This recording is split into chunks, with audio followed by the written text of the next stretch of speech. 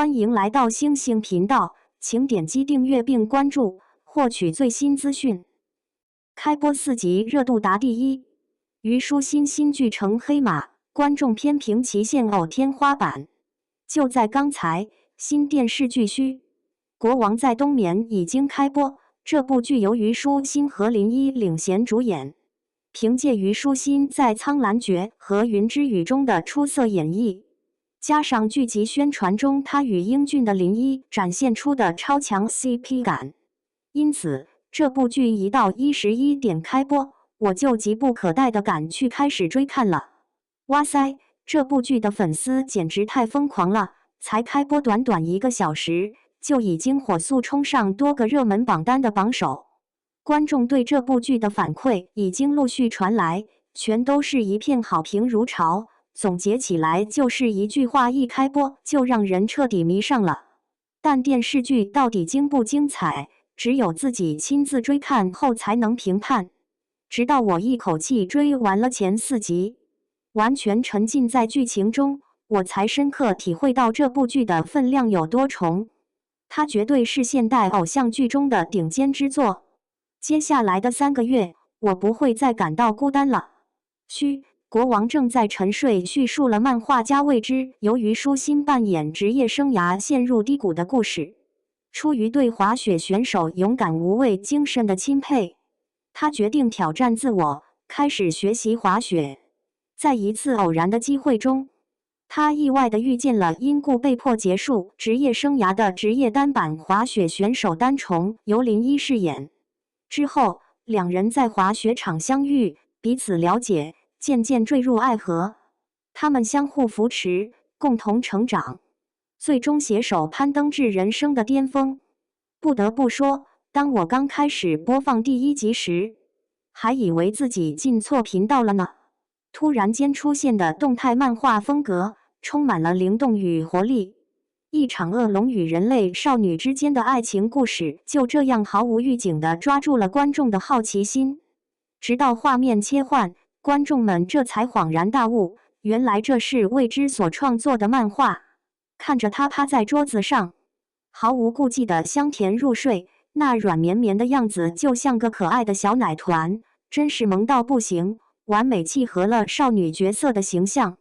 最重要的是，导演没有使用那种过于苍白、不自然的大墨皮滤镜，而是采用了非常真实的自然光线效果，看起来让人感觉十分舒适。女主角已经亮相完毕，接下来就轮到男主角单重展现他的闪耀时刻了。在滑雪训练场上，一个小孩子突然间失去了平衡，不受控制地滑倒在地，顺着斜坡往下滑去。就在孩子眼看就要撞上前面的人，情况万分危急的那一刻，单重犹如一阵风般迅速出现，以惊人的速度完成了一个180度的大转弯，及时救下了孩子。哇塞，这种出场方式简直太让人心动了。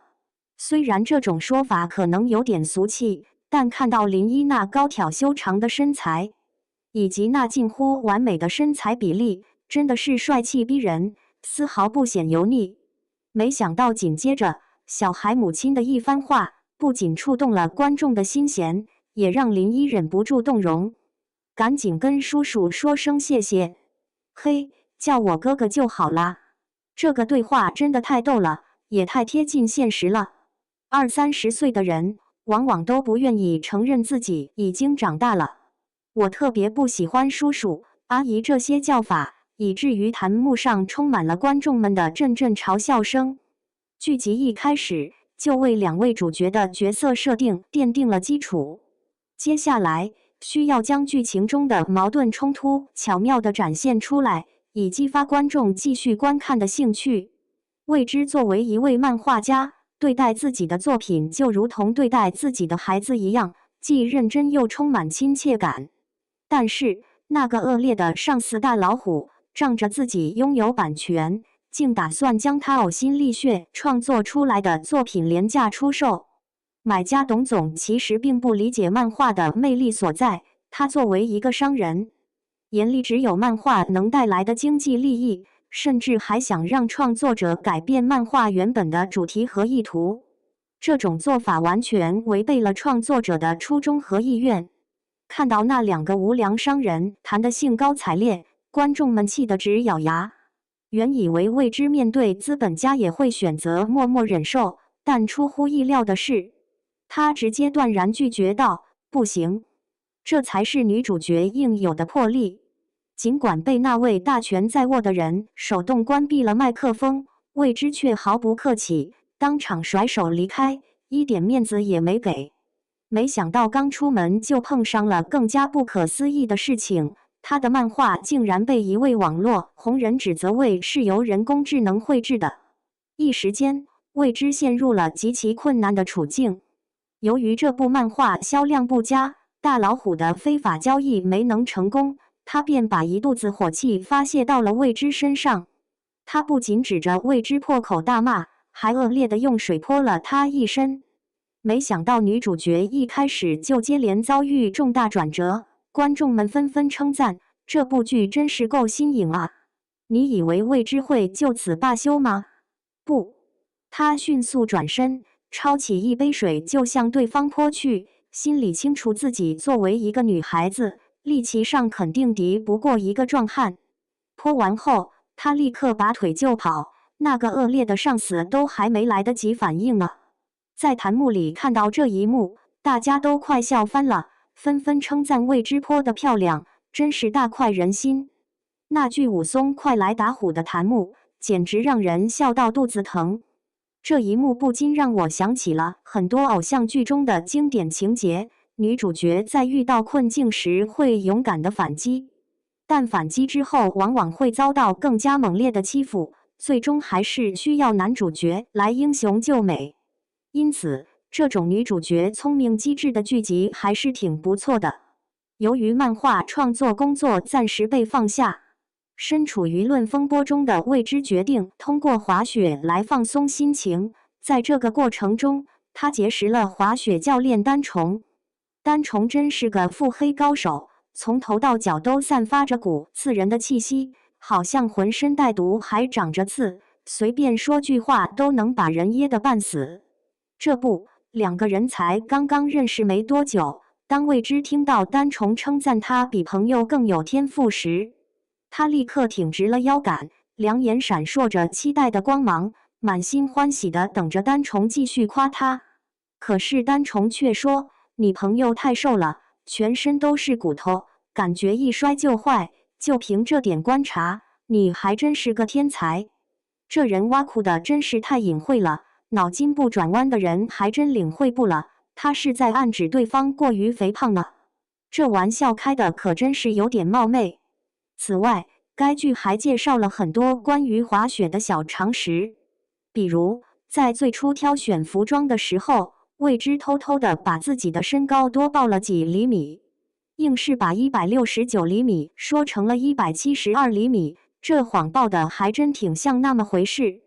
这种情节在现实生活中也不断的发生着，说不定你们中的很多人也有过类似的经历呢。丹虫一眼就看穿了未知的小九九，他随意地说了句：“不同身高的人的用不同长度的板，不然容易受伤进医院。”另外，鞋子的选择也很有门道，滑雪鞋建议挑选比平时小一码的，因为这种鞋子穿久了会渐渐变松，所以刚开始穿时有点挤脚是很常见的现象。接下来，丹虫还非常腹黑地选择推倒未知，确认他的前卫脚。当你摔倒时，手先着的那只脚就是前卫脚，这样能帮助你更好地掌握滑雪时的方向控制。真是收获颇丰，学到了不少东西呢。到目前为止，看完这第一集，我就一个感受，太真实了。演员们的表演非常贴近生活，充满真实感。同时又融入了偶像剧般的梦幻元素，让人感觉未知和丹虫这两个人物仿佛就在某个地方真实生活着一样。另外，在剧中还有这样的情节，有些幽默的情节真的能让人由衷的笑起来，而且那种笑是完全不觉得尴尬的。只能说编剧真是下了不少功夫，角色设定、故事情节以及台词安排的都十分巧妙。不仅如此，剧组的其他成员也都非常尽心尽力，无论是场景布置、服装设计、化妆造型还是道具准备，都做得非常出色。由于男女主角是通过滑雪相遇并结缘的，因此雪就如同他们之间的月老红线，而这条红线必须要来的既美妙又恰到好处。因此，为了拍摄出多场精彩绝伦的雪景镜头，剧组前往了众多地方取景，从吉林的北大湖到风景如画的新疆阿勒泰，从冬季银装素裹的滑雪天堂到夏日充满浪漫气息的海滨城市，整个剧组全程采用实地取景拍摄。尽管拍摄雪景的过程中充满了不易，比如演员们常常被冻得脸部僵硬，工作人员的手也因寒冷而生冻疮，但这些困难和挑战都被大家一一克服，坚持完成了拍摄任务。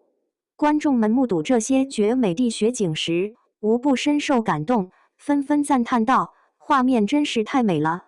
他们不仅积极表达赞赏，还自发地为剧集做宣传，这无疑证明了剧组所付出的努力都是值得的。而且，虞书欣、林一以及其他配角在剧中的妆容和造型都非常出色。林一腹黑的个性不言而喻，她穿上黑色服装简直恰如其分，无需繁复点缀，简约而大气的款式，配合她那出众的身材比例，简直完美无瑕。虞书欣也是这样，私下里她169厘米的身高简直就是行走的衣架，而在剧中，她更是完美演绎了一个芭比公主的时尚衣橱。不仅衣服的样式多种多样，而且款式尤其漂亮，而且颜色选择相当大胆，但无论多么抢眼，穿在虞书欣身上都显得恰到好处，完美撑起了整件衣服。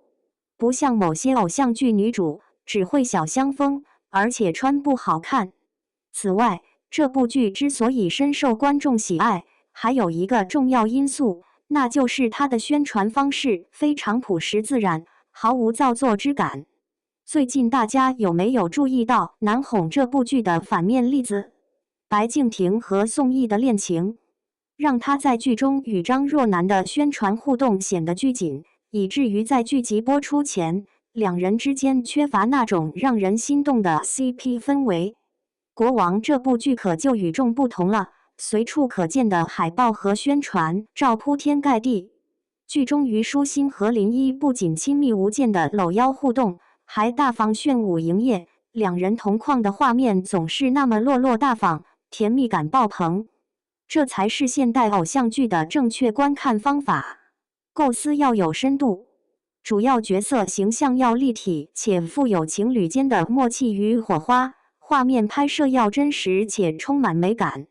观众们的口碑是衡量这部剧好坏的最佳标尺，大家赶紧加入追剧大军吧！